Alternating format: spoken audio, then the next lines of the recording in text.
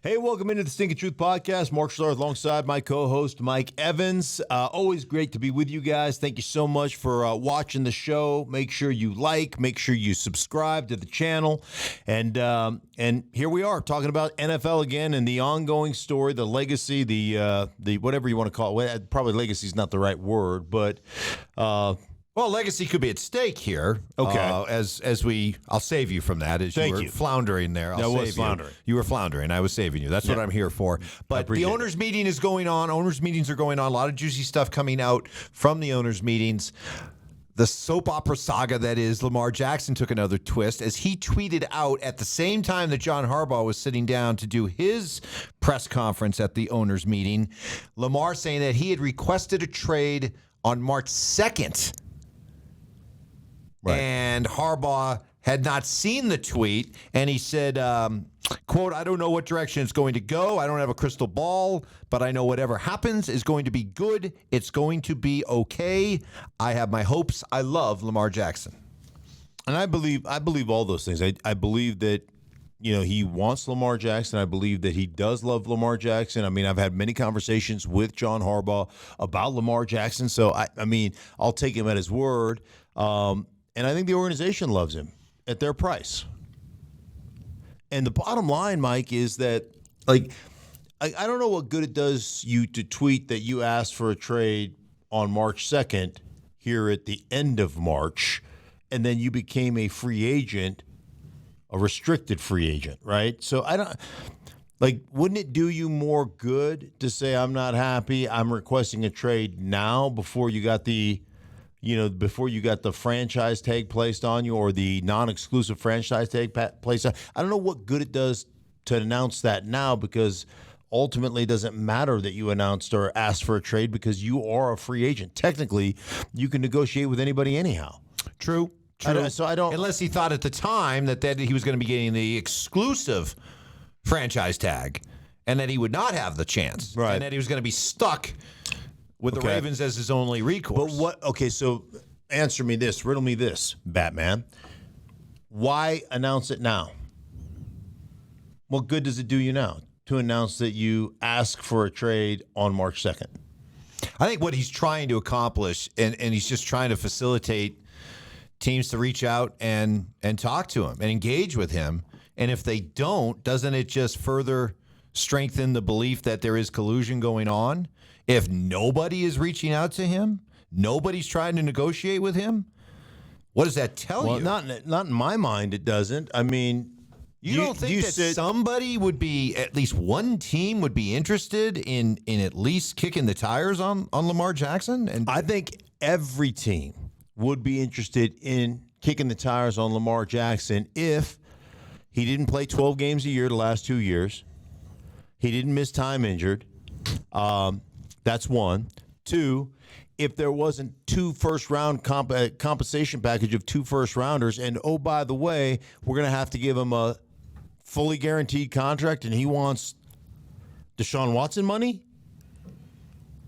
You can call that. Now, he has said he's backed off that. Which is fine.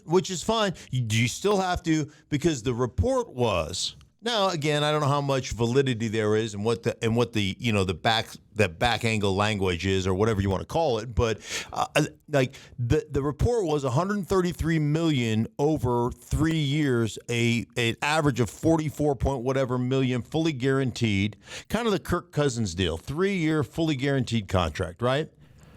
That was turned down. Now, I don't know if there was an option, the team option to add a couple of years. I don't know what the language was, but that was turned down. So the bottom line is you're going to have to give up at least a 3-year, 133 to 143, somewhere in there, $1 million deal. He's going to want close to $50 million a year. 48, 40, whatever it is. I don't know what it is, but you're going to have to give that up for a player who has started 12 games a year the last 2 years because of injury, and who many think, myself included, is limited.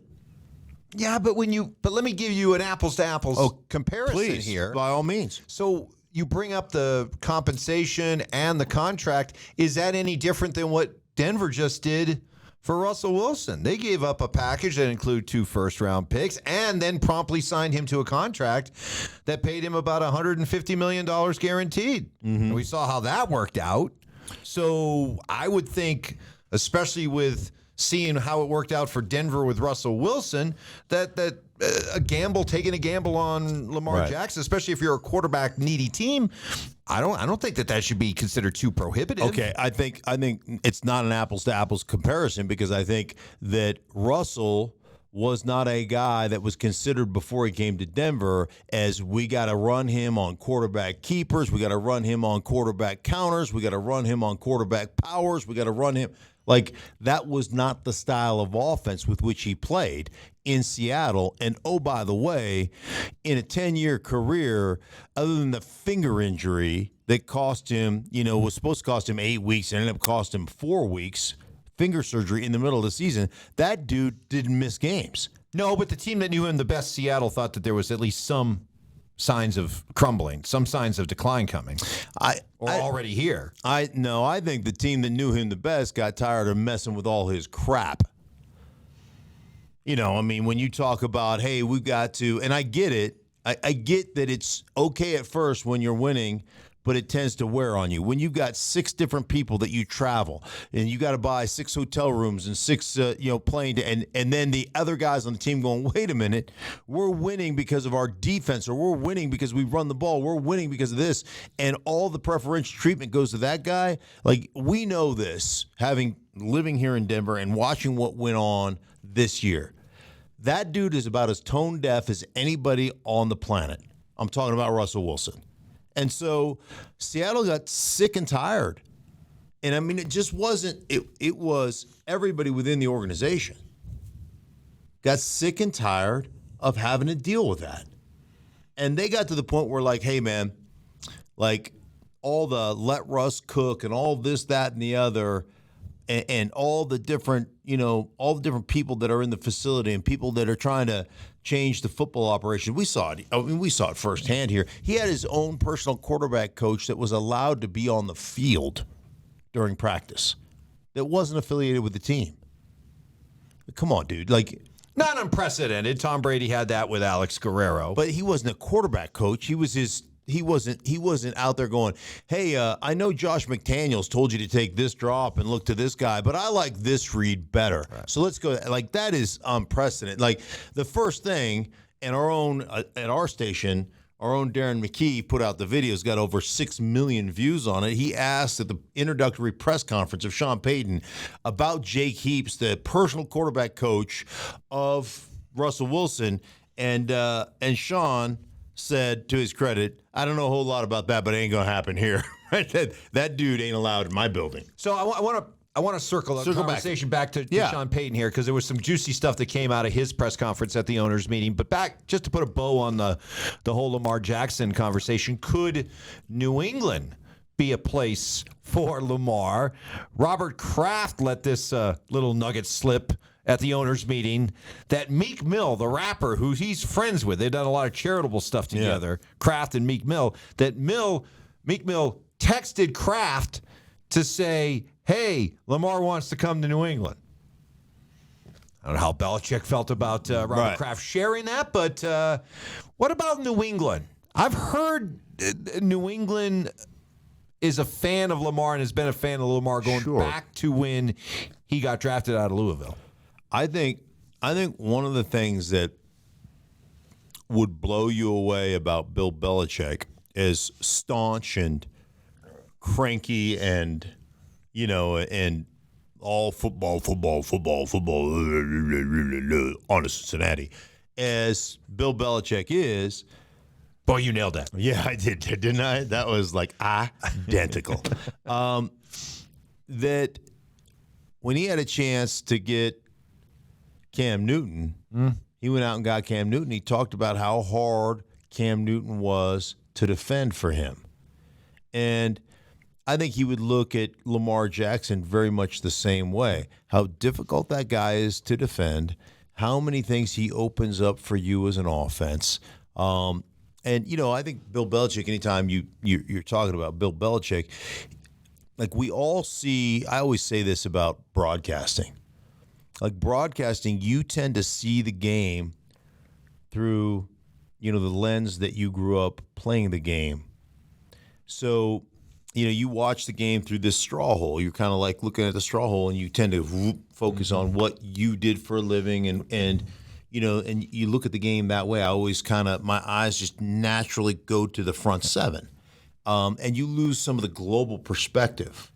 And it's not different for coaches. By the way, I know you've worked your ass off in studying film and working with people to give you that more global view of the game. Absolutely. But I think one of the things that you always tend to get back to, and I believe this to be true, is the majority of games are all one in the trenches. If you can't control the line of scrimmage, if you can't play physical on both sides of the line of scrimmage, you don't win in this. I don't care who your quarterback is. You're not going to win in this league. Now, there's always going to be the outliers, right? There's always going to be the unicorn, Patrick Mahomes, or something that goes crazy. But the bottom line is, if you're strong up front on both lines of scrimmage, you're going to win. And when you're talking about Bill Belichick always looks at the offense of like all defensive coaches do. What gives me trouble? Just like offensive coaches goes, well, hey, defensively, what gives me trouble? That's why, like when Sean Peyton became the head coach of the Denver Broncos, he tried to bring Vic Fangio in. Why? Because Vic Fangio has always been tough for me to go against. Just like, hey, man, when Bill Belichick played the New England Patriots, when Bill Belichick played the Los Angeles Rams in the Super Bowl a few years ago, what did he do? He just basically took the game plan that Vic Fangio had against the Rams when he was in Chicago and they shut that Rams potent offense down. They basically just cut and paste. So there's so much respect there. So you always kind of look at the game from that perspective, and he's had a tough time defending these quarterbacks that have dual purpose, that are also runners. So is this a time right now for Belichick maybe to really take a big gamble and take a big chance, because the buzzards are kind of circling around Bill right now. Bill's hearing a lot of heat. He had to answer a question from Mike Reese at the owners' meeting, in which Mike asked him, hey, what would be your message to Patriot fans, about some optimism moving forward? And he just said, how about the last 25 years? Yeah. Well, it's getting to the point, we're moving further and further away from Tom Brady. What'd you say his record is since? So I heard this driving in this morning. You flip on your radio, it's 5 o'clock in the morning, you're driving in. His record, I believe, is without Tom Brady as his starting quarterback, is 72-74. It's 150 games, man. Yeah. Now you got to give him credit. Sample size. You got to give him credit for, seeing Tom Brady, keeping him on the roster as a fourth-string quarterback, giving him an opportunity. Once he came in as an injury replacement for Drew Bledsoe, and Drew Bledsoe came back healthy, he automatically didn't go back to Drew Bledsoe. Like he had usurped the way he played. He usurped Bledsoe, and so you got to give Belichick a lot of credit for developing Tom Brady and also seeing and not going back, just not going the traditional, hey, you can't lose your job to injury, which is a bunch of garbage. If the guy who comes in and plays better than you, if you'll get Wally pipped. I mean, it's just the way it is. That's all well and good, but the numbers are the number. The record is the record. 72-74 without Tom Brady as your quarterback. That's leading to a lot of speculation and increasing heat on Belichick. I wonder is he the kind of guy that strikes you as he doesn't hear any of that stuff and he's prepared to take the long view, even at age 71, in rebuilding this thing? Or might he be feeling the urgency to silence some of those critics and maybe go out and make a splash move like this? Yeah, it's interesting. I think I would look at a lot of things if I'm Bill Belichick. One, where are you with Mac Jones? Now, you didn't do Mac Jones any favors last year by not having an offensive coordinator, right? Having a special teams coach and a defensive guy be the offensive coordinator. I don't think that was necessarily didn't help the development of Squishy Mac. Didn't. I mean, it is what it is. But then you start to talk about, okay, Lamar. We bring Lamar in. Do we have the type of players around Lamar to execute that style of offense? Because all you have to do is look at the changes that Baltimore made over the years from a Joe Flacco offense to the offense they run. I mean, you start thinking about just these big kind of road grader offensive linemen and wide receivers that block first, catch the ball second. Like I was standing at Baltimore practice last year. So last year or the year before, it doesn't matter. And I actually took a picture standing next to the tight end group. Like they were like at practice, their backs were to me. And I just like, dude, I played offensive line in the league, right? Now I lost weight. Well, I lose it and then I gain it and then I lose it and then I gain it. Yeah, I just kind of rearrange it. Like, exactly. Like chairs on the Titanic. I just move it around a little bit. But same result. Yeah. I'm standing next to their tight end group, and it is every dude is 6'6", 6'5", 6'6". Every dude is 265 to 275.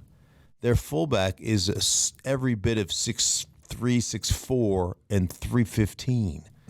Like, I'm sorry, but there is no other team in football that's constructed that way. So then you have to sit there and say, okay, if we go after Lamar, like how are we going to reestablish our football team? And this is something that puts them behind the eight ball. Is think about it. From a free agency standpoint, you would have had to have Lamar locked up before free agency started to start basically rearranging your team.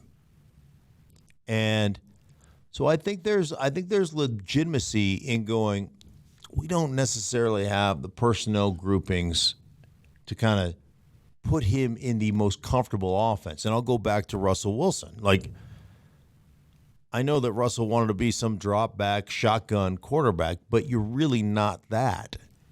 And ultimately, do you put your player in the best position to accentuate his strengths and mitigate his weaknesses? And like right now, from a structural standpoint, as an organization, I don't think you have that for your guy. Final thought on New England. Are you a Mac Jones guy? Are you a Mac believer? I think yes. I think in the right situation with the right play caller, Mac has got pure drop back NFL skills, and he's incredibly intelligent. He's in complete and total command of at the line of scrimmage, even as a rookie he was. And that's straight from the mouth of Bill Belichick. I've never seen a rookie that have this kind of command. So, yeah, I mean, I think, but again, now, when things break down, is Mac Jones going to scramble around and win you? Nope, he ain't. So you got to be on point. You've made a couple of references to the Broncos, and Sean Peyton was certainly one of the more popular guys at the owners' meetings yesterday when he spoke. And he was kind of the belle of the ball, wasn't he? He really was, and I could see why. The guy gives great press conferences, and he made at least 4 or 5 not so thinly veiled references to last year's team taking shots at the coaching job done by Nathaniel Hackett, to the point where he summed it up. He had made like 5 or 6 comments right near the end. He said, basically, I'm paraphrasing, if it sounds like I'm being overly critical of the special teams and offense, it's because I am. Right. Yeah. He is no fan. I love this part of Sean. It's like the brutal honesty that he brings to a press conference or that he brings to a football team, and that's the same way he talks to his team. It's there's an honesty there. Like, this isn't good enough. What we're doing is not good enough. And you look at what he talked about. He even talked about the fact that it was really hard. It's been really hard to evaluate the offense, the evaluation of the players that he has, because that's, in his mind, that offense wasn't like. I always say this when I'm watching great offensive play callers. There are guys in this league that call plays. Those guys are not good. They call. Hey, every now and again you get one of those games where everything you call just works, and all of a sudden people think, oh man, that was a great game plan, right? And then it's like you've never called a play before a week later or 2 weeks later. There are guys that call plays, and there are guys who call an offense, and that end up calling plays to mitigate people's weaknesses, calling plays to set up other plays. They're always thinking, in the next series, a series ahead, 2 series ahead, how can we attack? Hey, if we get into this look, they automatically shift to this. How can we take advantage of that? And they've got the ability to catalog all that in their brains and keep that going, and then be able to call the perfect play at the perfect time because they've set it up perfectly. And then there are guys who go, hey, let's try throwing scat. Let's try throwing curl flat. I mean, there's no rhyme, no reason to what they call. They just call plays. And I will say this about Sean Peyton. Sean Peyton calls an offense, and he exploits matchups, and he does those things. So really hard to evaluate a team where there was no offensive identity, there was no offensive continuity. Every week was something different, and every week you're putting your quarterback in a position to fail. And what do I always say about that? Like, put a guy in a position to fail. Don't be surprised when he fails because you're the dumbass that put him there. Well, he, over the course of 28 minutes, he kept coming back to what he viewed as being bad coaching a year ago. Mm-hmm. So what message was he trying to convey here? Because at times it almost seemed like it was overkill, almost to the point where it was getting awkward, almost a little cringy. Like, man, you're really throwing Nathaniel Hackett under the bus. So what was the message that he was trying to deliver that he kept coming back to, referencing last year and how bad it was? Okay, so off the top of my head, a couple of things. One, I'm not going to answer questions about the quarterback. This offense was in such disarray, and it made no sense that those questions are off the table. I've got an incomplete grade. I can't properly evaluate a guy that was in this helter-skelter type offense, okay? So that's one. Two, there's a new sheriff in town. And I know you guys think you were working hard. I know you guys think you were preparing. I know you guys think you were studying. I know you guys think you were playing in the NFL. This is a welcome back to the NFL moment for the Denver Broncos. He held court, like you said, for 28 minutes, and it was welcome back to the NFL. Kind of like, I'll never forget sitting on the TV set with my main man, Merrill Hodge, when Steve Spurrier got fired in Washington. What that man did to Patrick Ramsey, there are people doing 5 to 10 in the state pen that did less to get there than what he did to Patrick Ramsey. He just got the living shit beat out of Patrick Ramsey. I mean, it was complete college off. He had no plan to protect his quarterback, and Patrick Ramsey took a beating. And I'll never forget, he gets fired, and Merrill Hodge just said, hey, Washington, it was the Redskins at the time, Washington Redskins, welcome back to the NFL. And so, that was your, hey, Denver Broncos, welcome back to the NFL. We have an adult coaching our football team who has a plan, who understands what he's trying to do, and will hold players accountable. And you'll know exactly where you stand. I appreciate that about him. It's funny. They're trying to clean up the mess, and they now have turned to Sean Payton to do it. But it all started with the idea that they thought that they could land Aaron Rodgers, so much so that they hired Nathaniel Hackett, let's be honest, with the idea of attracting Aaron Rodgers to want to come to Denver. That didn't work out. Now we continue to wait for Aaron Rodgers to land with the New York Jets.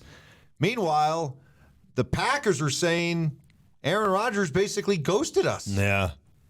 Didn't return our phone call. Well, I mean, you're going to call him when he's in his dark retreat. How are you going to find the phone?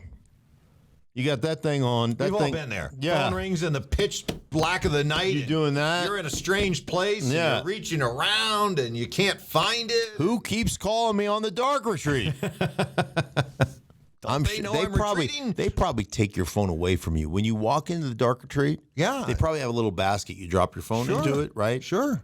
They take it away from you, and then I wouldn't want my phone with me. Not on a dark retreat. No, you're in the dark. How can I enjoy the dark? You can't enjoy the dark if you can turn on the fluorescent light of the phone and see what's going on in the world. You just got to be one with you. Mm-hmm.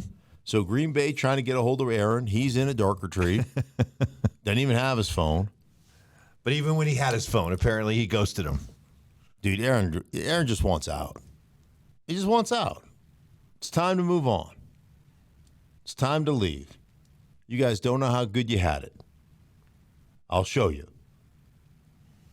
Like he's had a lot of complaints, right? He's had a lot of complaints about, hey, I've never gotten to play with a number one, like a top wide receiver, or a number one drafted wide receiver, like all those things that were, always the complaints about how you always invest in the defense and you're not investing in the offense, and and all this, that, and the other. Well, I mean, I think Aaron is just like he's done. He wants a change of scenery, and that's okay, especially when you get old. Sometimes that's the best thing for you. It revitalizes you. So if you're a Jet fan, which is delicious irony considering the back and forth you've had with Jet fan over the last couple of years, but if you were a Jet fan, would you be getting at all nervous that this deal hasn't gone down yet? No. Alan Lazard came out recently and said, I have no doubts that Aaron is going to end up here with me with the Jets, but there isn't any part of you that's wondering, hey, what's taking so long? No, I don't think there's, there's no real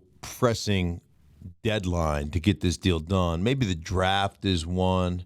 Maybe that's where they can work out some compensation or whatever, but I don't think there's any real pressing deadline. I think the only thing I would be nervous about if I was the Jets is, hey, when the offseason program starts and we do some mini camps and I'd like to have Aaron here. He's got to go to those, doesn't he? I know he's been blowing off the ones in Green Bay, but he's got to go to that one, doesn't he? Yes.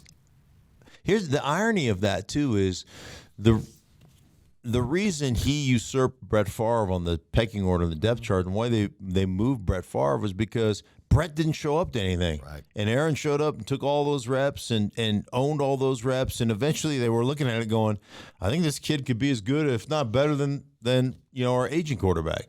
So they made the move. And, I like him not showing up to all those things is probably, now Aaron is still playing at such a high level, winning MVPs and everything else, but I just think it's important to be there. I think it's important. It sends the right message. It gets you, you get to know your teammates. And one thing I've never heard anybody really complain about is him as a teammate. Like they seem to all really respect and like Aaron Rodgers. Like he's a good teammate, and he's always been, I've always found him to be a great dude, man, just a great dude. So, I would imagine that he'll be there for that stuff, or at least all the mandatory part of that stuff. Well, we got a few more days left of the owners' meeting, so we'll have more to respond to a little bit later in the week. Yeah, that sounds perfect. Owners' meeting's always great, especially the awkward picture of all the coaches that they sit there and. Like that picture is really... That is kind of funny, isn't it? Yeah. Especially the coaches that don't want to be there. Right. It's the most... Belichick scowling. Yeah. It's like... It just feels like the most uncomfortable picture. Like, we got to get together for this picture. The newcomers love it. Yeah, the newcomers like, I'm a brand new head coach. It's like, kindergarten, first grade picture day. You love it, right? Yeah. Yeah. Yeah. Anyhow, hey, listen, for everybody involved in the Sink Truth podcast, we so much appreciate you guys. Like I said, make sure you subscribe, share it with your friends and family. Appreciate you guys for listening, and we will be back with you later in the week to wrap the week up.